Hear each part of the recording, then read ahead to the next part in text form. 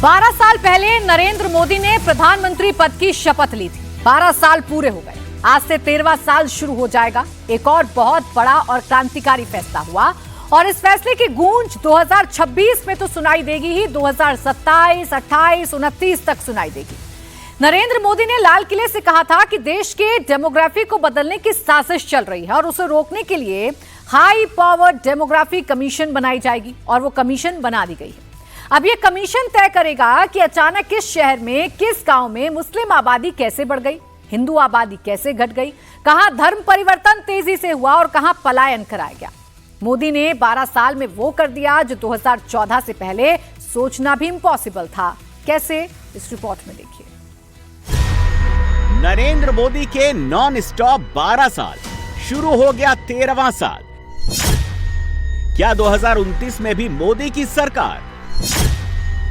राहुल को आज भी मलाल, अखिलेश का इस वक्त भी बुरा हाल, दीदी बेहाल।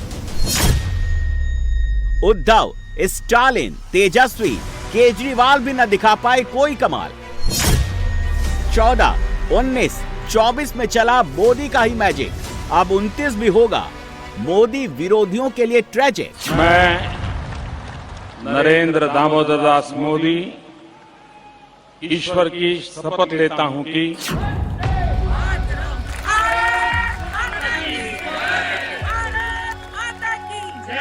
12 साल में नरेंद्र मोदी के खिलाफ राहुल को एक मौका नहीं मिला।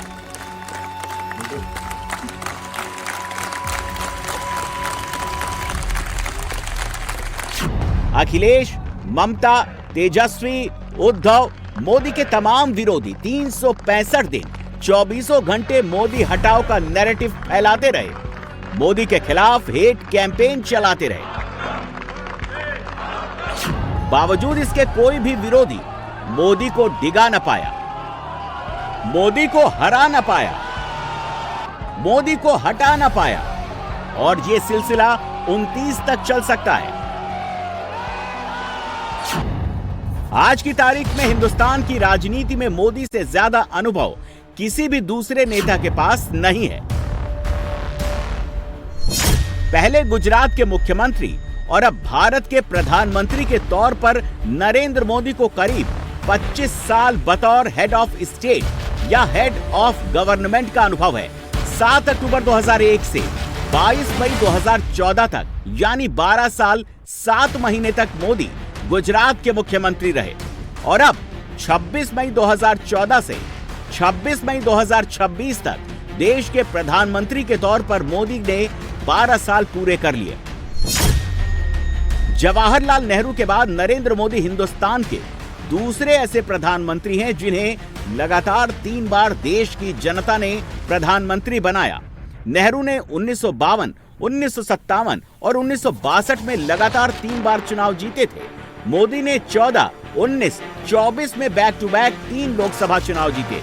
नेहरू और मोदी की जीत में एक बड़ा अंतर भी है, वो ये कि नेहरू के वोट प्रतिशत में गिरावट आई, जबकि मोदी का वोट प्रतिशत तीनों ही बार लगभग बराबर रहा। 14 के बाद लगातार ये मोदी लहर कैसे तेज होती चली गई और इस वक्त 2026 में ये मोदी लहर कैसे अपने तमाम विरोधियों को तिनके की तरह उड़ाते हुए आगे बढ़ रही है। 29 में जीत के लिए कमर कस चुकी है। ये समझने के लिए आपको 24 के चुनाव में मोदी की जीत के बाद के 2 इंटरेस्टिंग फैक्ट देखने चाहिए।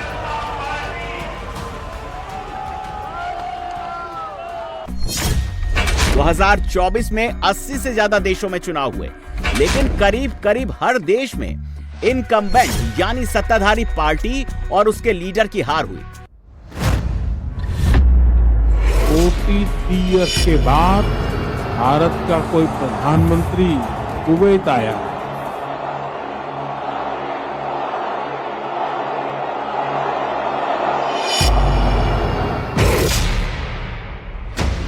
मैं नरेंद्र दामोदर दास मोदी 24 में जब तीसरी बार नरेंद्र मोदी आए थे, उस वक्त से अब तक सिर्फ पुतिन और जिनपिंग ही बचे हुए। बाकी सारे वर्ल्ड लीडर्स बदल चुके हैं, सिर्फ मोदी बचे। भारत के संविधान के प्रति सच्ची श्रद्धा और निष्ठा रखूंगा। डेमोक्रेटिक वर्ल्ड में पोस्ट कोविड और पोस्ट वॉर सिर्फ मोदी ही ऐसे लीडर हैं जो चुनाव दर चुनाव जीतते चले गए।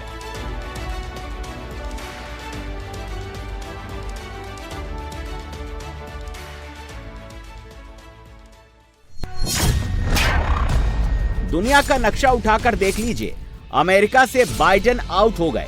अमेरिका में लगातार तीसरी बार सत्ताधारी पार्टी की हार हुई। ब्रिटेन में ऋषि सुनक कुर्सी गंवा बैठे। बोत्सवाना में 60 साल से सत्ता संभाल रही बोत्सवाना डेमोक्रेटिक पार्टी के हाथ से सत्ता चली गई।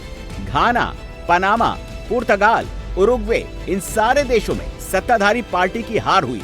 साउथ अफ्रीका में अफ्रीकन नेशनल कांग्रेस को मेजॉरिटी नहीं मिली। जापान में वर्ल्ड वॉर II एरा के बाद लंबे समय तक सत्ता में रही लिबरल डेमोक्रेटिक पार्टी की हार हुई। फ्रांस के चुनाव में कोई भी पार्टी मेजॉरिटी हासिल नहीं कर पाई। इससे पहले जर्मनी में एंजेला मर्केल और ऑस्ट्रेलिया में स्कॉट मॉरिसन को करारी हार ही मिली। नरेंद्र मोदी के केस में ऐसा नहीं है। मोदी पहले फुल टर्म में पूरे 1813 दिन भारत के प्रधानमंत्री रहे। दूसरे टर्म में 1838 दिनों तक भारत के पीएम रहे। मोदी अब तीसरे टर्म में है और साल 2029 तक यानी 24 के तीसरे टर्म में शपथ लेने के बाद से 2029 तक 1821 दिन तक मोदी ही देश के प्रधानमंत्री रहने वाले हैं। इससे क्या पता चलता है? इससे ये पता चलता है कि मई 2014 से दिसंबर 2024 तक सारे ग्लोबल लीडर्स अपने अपने देश में चुनाव में निपटते चले गए, लेकिन मोदी जीतते चले गए। इससे ये भी पता चलता है कि बाकी कुछ टेम्परेरी है, सिर्फ नरेंद्र मोदी ही परमानेंट है। अनुभव भी ऐसा वैसा नहीं। मोदी ने बतौर पीएम 26 मई 2014 से लेकर 26 मई 2026 तक के 4383 दिनों में अमेरिका के 4 राष्ट्रपति देखे। ओबामा के साथ काम कर लिया, ट्रंप के साथ काम कर लिया, बाइडेन और कमला हैरिस का शासनकाल भी देख लिया। इंटरनेशनल लेवल पर मोदी की लगातार तीसरी चुनावी जीत एक और वजह से बेहद खास है।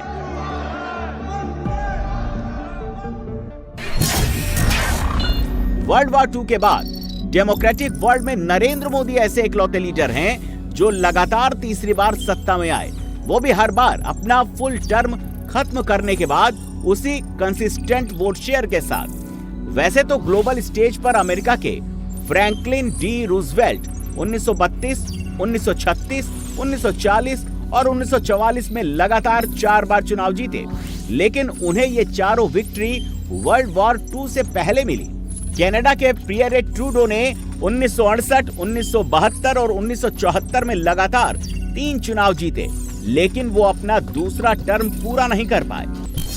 पियरे ट्रूडो के बेटे जस्टिन ट्रूडो भी 2015, 2019 और 2021 में 3 चुनाव जीते, लेकिन सेकंड टर्म में उनकी सरकार अपना कार्यकाल पूरा नहीं कर पाई। जापान के शिंजो आबे भी 2012, 2014 और 2017 में लगातार 3 बार जीते, लेकिन उनकी एक भी सरकार फुल टेन्योर पूरा नहीं कर पाई। यही हाल ब्रिटेन की मार्गरेट थैचर 1979, 1983, 1987 और टोनी ब्लेयर 1997, 2001, 2005 के साथ हुआ। इन दोनों ने लगातार 3 बार जीत हासिल की, लेकिन किसी भी टेन्योर को इनकी सरकार पूरा नहीं कर पाई।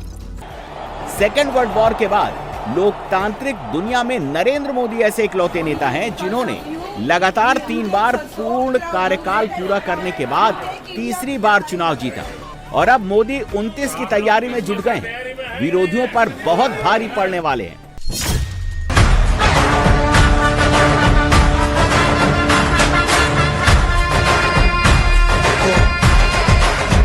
आजा समझा दूं तुझे, दंगा है क्या, इसके सिवा भी कोई धंधा है क्या, इसे पहचाना नहीं अंधा है क्या, सुपरस्टार का है ये मुझे बंदा है क्या, फूल तोड़ता है तो ये हक है उसे, दिल वो हमेशा ऐसा लग है किसे, सबके दिलों की यहाँ धड़कन वही, नंबर 1 वही, सदा शक है किसे, चले तो मैं कह दूंगा ये सुन पे तो करे है ना ये, लगे तू जरा परेशान से, सर से तो तरफ तले में जलवा है।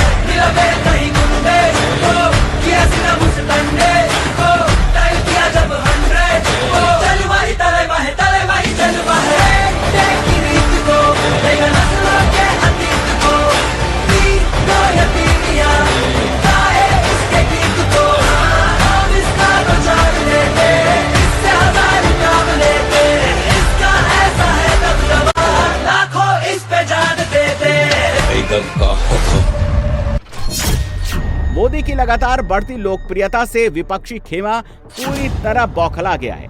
इसीलिए उसने नए तरीके से मोदी को टारगेट करना शुरू कर दिया है। राहुल जेनजी के कंधे पर बंदूक रखकर मोदी पर निशाना लगा रहे हैं। राहुल बंद कमरे में मीटिंग्स करके ये थ्योरी घुमा रहे हैं कि मोदी की सरकार 2029 से पहले गिर जाएगी। राहुल जैसे ही ये बात कहते हैं, कांग्रेस का पूरा इकोसिस्टम मोदी पर हमलावर हो जाता है। सबकी टाइमलाइन पर इस वक्त यही टेक्स्ट नजर आ रहा है। राहुल और उनकी पार्टी का डेस्परेशन ऐसा है कि वो अभी से मोदी गद्दी छोड़ो, देश चलाना मोदी के बस की बात नहीं, जनता अब मोदी से हिसाब पूरा करेगी जैसी स्क्रिप्ट सोशल मीडिया पर चिपका रहे हैं। मोदी विरोधी माहौल बना रहे हैं। इस समय राहुल गांधी जी हैं जो सामाजिक न्याय की लड़ाई लड़ रहे हैं और दलितों का इनमें अटूट विश्वास है और बड़े कमिटमेंट के साथ लड़ रहे हैं। तो इस समय SC ST OBC को सभी को खड़ा होना चाहिए राहुल गांधी जी के साथ। भारतीय जनता पार्टी या मोदी सरकार बेशर्मी के साथ और पूरी क्रूरता के साथ आम आदमी की जेब पे डाका डाल रही। आज सभी क्लास के लोग बेहद इस गवर्नमेंट से नाराज हैं और वो चाहते हैं कि ये government is incapable to solve the problems of the poor people. उनको क्या है, देश चलाना है क्या, फिर प्रवासी होके पूरे देशों को घूम घूम के जितने भी दुनिया में देश हैं वो पूरे देखना है एज ए टूरिस्ट। मैं ये कहना चाहता हूँ, आप स्मरण रखे जाएंगे एक ऐसे सरकार के रूप में जिसको जन सरोकारों से कोई मतलब नहीं था। जन का वोट चाहिए, जनाधिकार पे बात नहीं करना। क्या ही कहूं, गालिब को याद करता हूं, काबे किस मुंह से जाओगे गालिब, शर्म तुमको मगर नहीं आती। बस इतना ही कहना है। क्या उपलब्धि, सारी उपलब्धियां हवा हवाई हैं। नरेंद्र मोदी के सियासी दुश्मन जो दुष्प्रचार कर रहे हैं, जैसी बोली बोल रहे हैं, क्या 29 में उसका असर पड़ेगा? क्या मोदी को सच में झटका लगेगा? इसका जवाब है नहीं। इप्सोस इंडिया बस सर्वे के मुताबिक नॉर्थ इंडिया में इस वक्त भी मोदी की अप्रूवल रेटिंग 86% और पश्चिम भारत में मोदी की अप्रूवल रेटिंग 74% है। दक्षिण भारत में भी मोदी को अप्रूव करने वालों का परसेंटेज 32 है। जबकि हिंदुस्तान के टियर 1 शहरों की बात करें तो यहां भी मोदी को 78% लोग अप्रूव करते हैं। और इस हाई अप्रूवल रेटिंग की एक बड़ी वजह यह है कि लोग मोदी में ऐसा प्रधानमंत्री देखते हैं जो जब कुछ कहता है तो पूरा करके ही रहता है। वोटर्स मोदी की गारंटी पर भरोसा करते हैं। 12 साल में मोदी ने कौन कौन से वादे पूरे किए, इसकी एक छोटी सी लिस्ट देख लीजिए।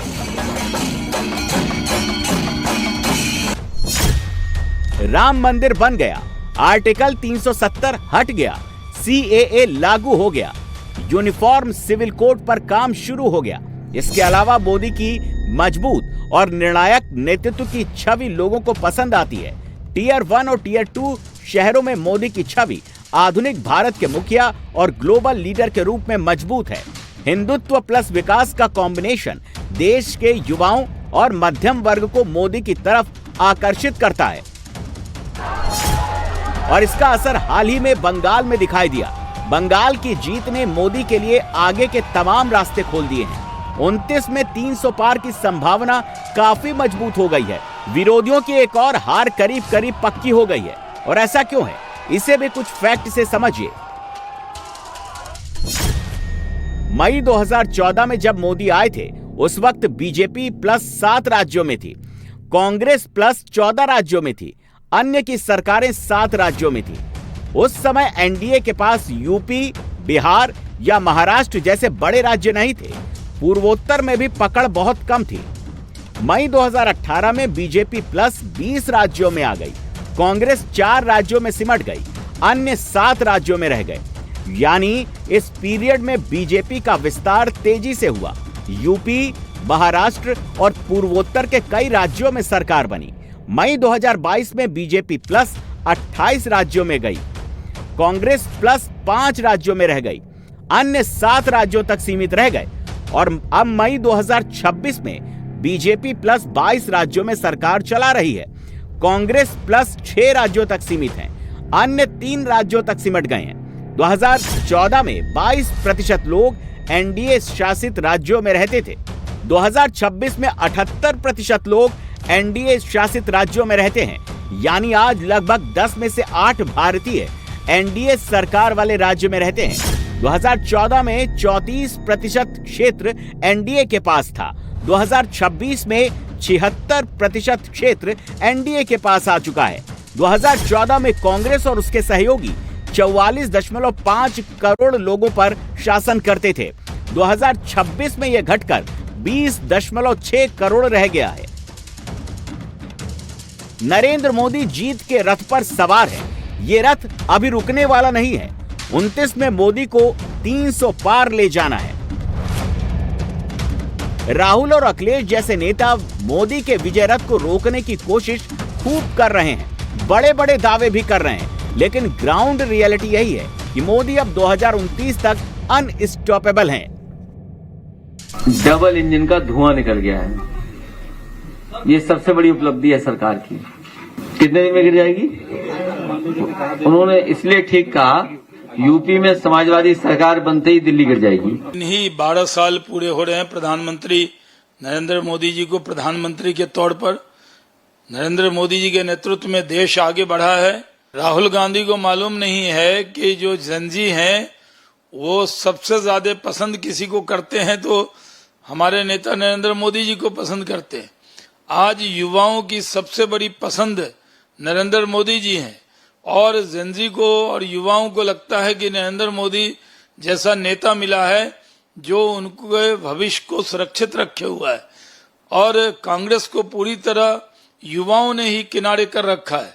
आज जहां जहां कांग्रेस हारती है उसकी वजह यह है कि युवा महिला वोटर हमारे साथ आ जाते हैं और कांग्रेस बुरी तरह पराजित हो जाती है।